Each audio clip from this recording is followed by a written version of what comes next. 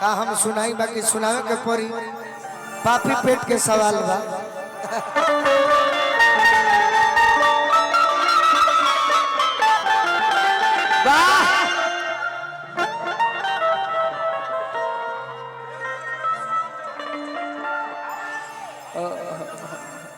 जान मेरे जान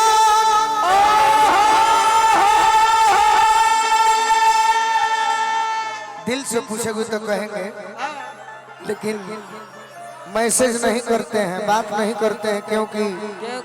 तू जे करा के चाहत हो कबू वो करे से तहर झगड़ा हो जाइए से हम ना बोली। जान मेरे जान जान मेरे तुम ही हो,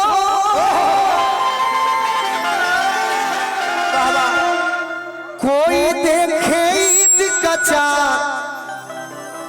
चाँद मेरे तुम ही हो। एक लड़की की शादी बड़े ही कम उम्र में होती है तो वो कहती है कि आज हो पहिला मिलनवा,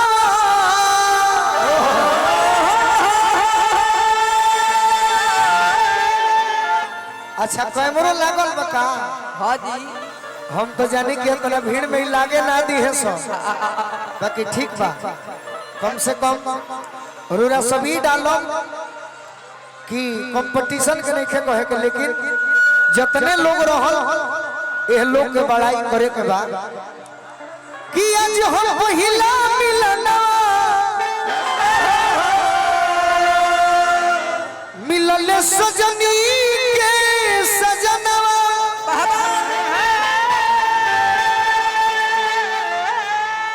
हमारी अंग अंग गुलाब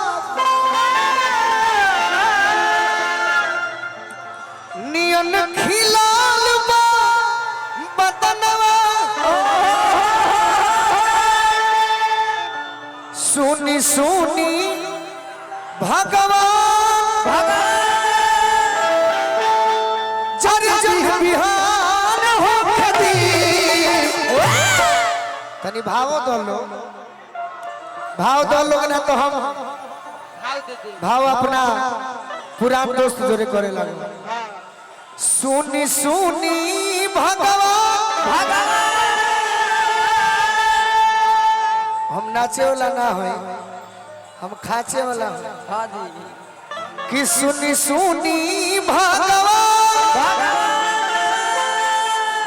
अरे जन बिहान हो खदी, अरे कि आज राजा जी के गोरवे में जान हो खेली, आज राजा जी के गोरवे में जवान हो खेली। सुनी सुनी भगवान जन बिहान हो खेली, सुनी सुनी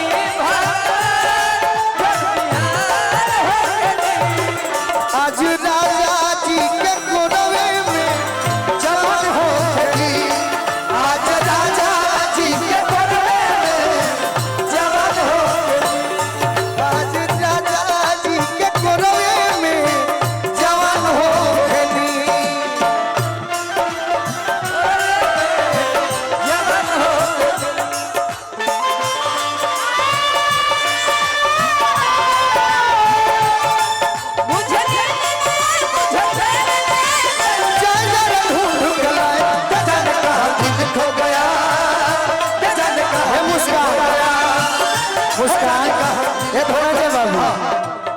कितना सुंदर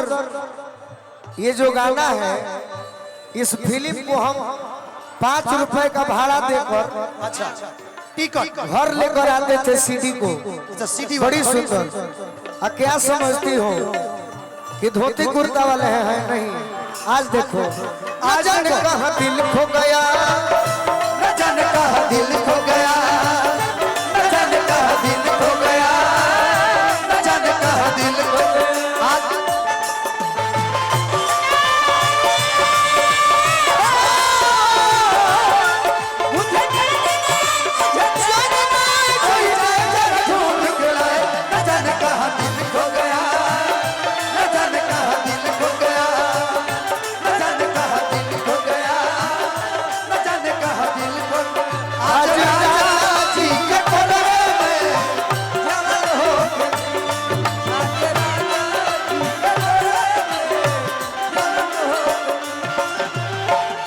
लड़की कहती है कि भगवान हे भगवान मनोज ठाकुर जी चलो होंगे तैयारी करे को धनंजय बाबू के राजा जी के उठावा में उठ जब साटी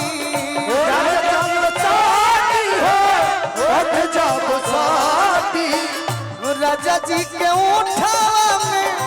उठ जब साटी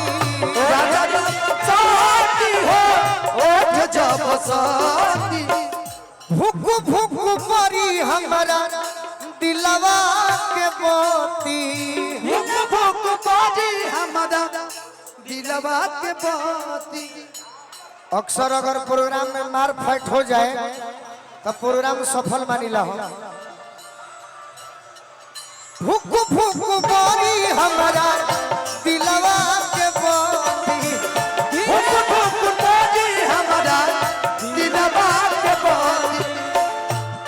रात भर लभ के दरिया में हो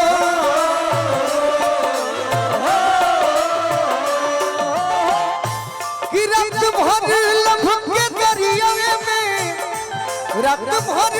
लभ के दरिया में नेहान हो खेती जौन को फास्ट ना होला ऑर्केस्ट्रा टाइप वो टाइप बजावे के बाद कि आज राजा जी के कोरवे में जवान हो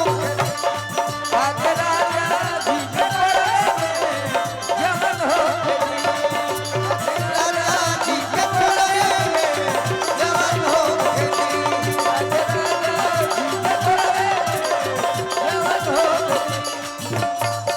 रोआ गन गनाई पिया कोरा जब उठाई है कोरा जब उठाए हो कोरा